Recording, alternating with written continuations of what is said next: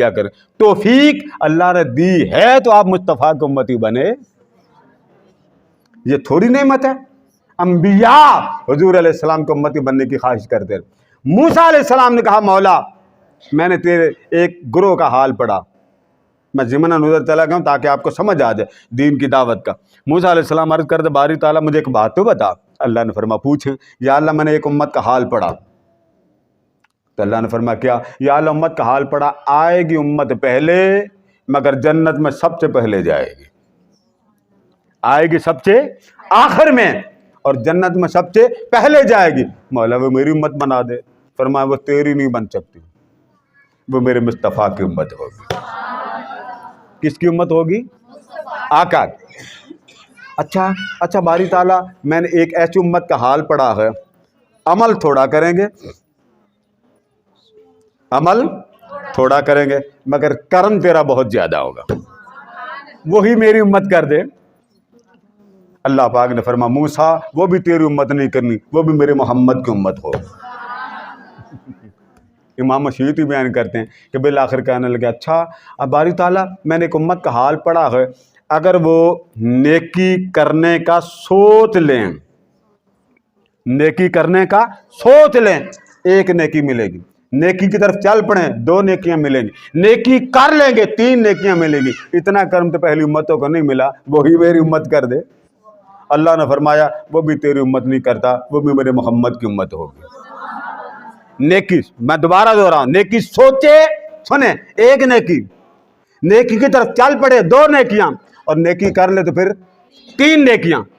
आका ने फरमाया अगर कोई नेकी के लिए नहीं चला, बुराई के लिए चला, मैं जिमनन बात अर्ज करूं, बुराई के लिए मसला मैं आपके हिसाब से बात करता हूं। आपने कहा जी मैं थप्पड़ मारने चल गया, टका के उन्हें मेरी धी नाल ज्यादती की थी, उन्हें मेरी धी ने थप्पड़ मारा, किसी औरत को मारने चले, आप घर के दरवाजे पे गए और वहीं से वापस आ गए, चलो उन्हें तो मैं मार लांगी, अल्लाह नाराज होगा।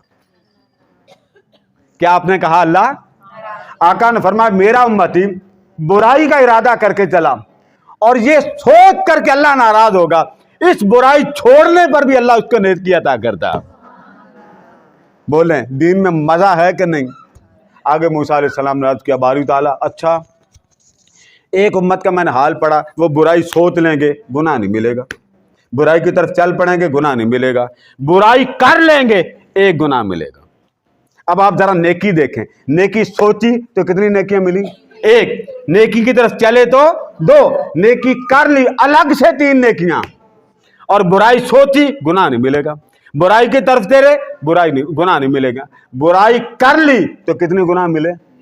तो अर्ज करते बारी ताला नेकियां ज्यादा बुराइयां थोड़ी, वही मेरी उम्मत बना दे। फरमाया वो तेरी उम्मत नहीं बनाऊंगा, वो भी मेरे मोहम्मद की उम्मत हो। अच्छा बारी ताला मैंने एक उम्मत का हाल पढ़ा, सदका लेंगे खा जाएंगे। ये जो आपके घर में आते हैं ना, कभी मिलाद का हलवा आ जाता है, कभी खीर आ जाती, खाते हैं कि नहीं खाते?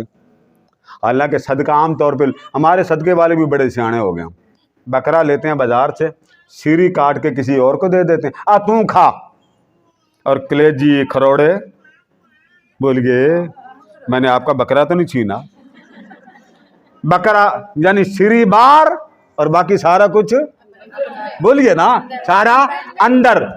तो कुरान मजीद के अल्फाज है कि मेरा इंसान बड़ा सियाना, अल्लाह पाक फरमाता है, यानी मीठी बात नसीहत के तरफ। अल्लाह पाक फरमाता बंदे ये जो तू मुझे दे रहा है ये तू ले ले,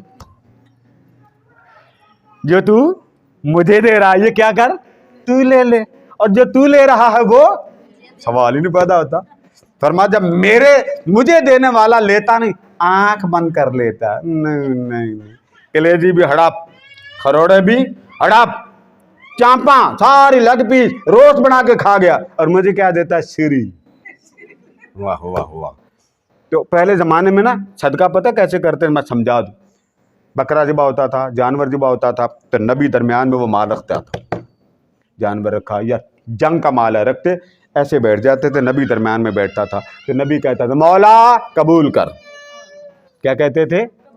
ऊंचा बोले ना, मौला कबूल कर। आग का गोला आता, हर से भस्म हो जाती।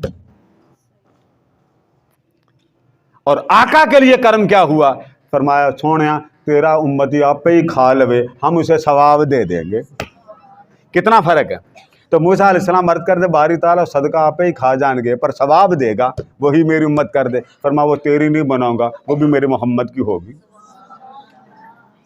अच्छा, जब ये सारी बातें सुनी ना, इमाम शयूती फरमाते सारी बातें सुनी तो आका ने फरमाया, मूसा अलैहिस्सलाम कहने लगे मौला ऐ भी उम्मत तेरे नबी की, वो भी तेरे महबूब की, ये भी तेरे महबूब की, ये भी तेरे महबूब की, सारे ही काम तेरे महबूब की उम्मत के लिए, फिर तू ऐसा क्यों नहीं करता, मुझे भी मोहम्मद का उम्मती बना दे सल्लल्लाहु ताला। यानी मैंने कहा ना कितना ज़ौक़ था मुस्तफ़ा को उम्मती बनने का। अब आ जाएं उस हदीस की तरफ कि बड़े बड़े नमाजी दोज़ख में जाएंगे। बड़े बड़े आप नमाज पढ़ते हैं ना, सुन लें। अच्छा, फिर आका ने फरमाया बड़े बड़े रोजेदार दोज़ख में जाएंगे। फितनों का दौर है। अच्छा, फिर आप कहते हैं कादरी साहब छड्डो परा, तहज्जुद भी बचा लेगी। फरमाया तहज्जुद गुजार भी दोज़ख में जाएंगे। कितने कितने बड़े अमल। अरब इलाके में एक पहाड़ है तहामा, बहुत ऊंचा पहाड़। फरमाया अमल इस पहाड़ से भी बड़े करेंगे मगर जाएंगे दोज़ख में। अब इसकी वजह सुन लें, वादा करें कि जो वजह हुजूर बयान कर रहे हैं वो आपके घर में नहीं होनी चाहिए। आका ये इतनी बड़ी नमाजों वाले, रोजेदार, तहज्जुद गुजार दोज़ख में क्यों? फरमाया इसलिए कि इनको नमाज, रोज़ा, ज़कात, ये फितराने से इतनी मोहब्बत नहीं थी जितनी अपने माल और अपनी औलाद से मोहब्बत करते। इसका आसान समझा रहा हूँ कि हुजूर के दीन के लिए कुछ नहीं करेंगे। नमाज पढ़ ली घर बैठ गए, रोज़ा रख लिया घर बैठ गए, तहज्जुद पढ़ ली घर बैठ गए। इनको मेरे दीन की कोई फिक्र, घर से मोहब्बत होगी। माल कहते हैं हर वो शय जिधर दिल लगे। ये नहीं है कि माल से मुराद पैसा, ना ना ना ना, माल का माना पैसा नहीं है। माल का मतलब है हर वो शय जिधर आपका दिल मायल हो। इन्नमल अम्वालो वल औलाद फितना। फरमा लोगो, कुरान मजीद की आयत, फरमा लोगो माल वो भी तुम्हारे लिए फितना, वल औलाद और औलाद भी तुम्हारे लिए फितना है। सिर्फ वो बचेगा जिसे रब बचाना चाहे। उसे माल की मोहब्बत भी कम देता, औलाद की मोहब्बत भी कम देता, उसको फिक्र दीन मोहम्मद दे देता। जा मुस्तफ़ा के दीन की फिक्र कर।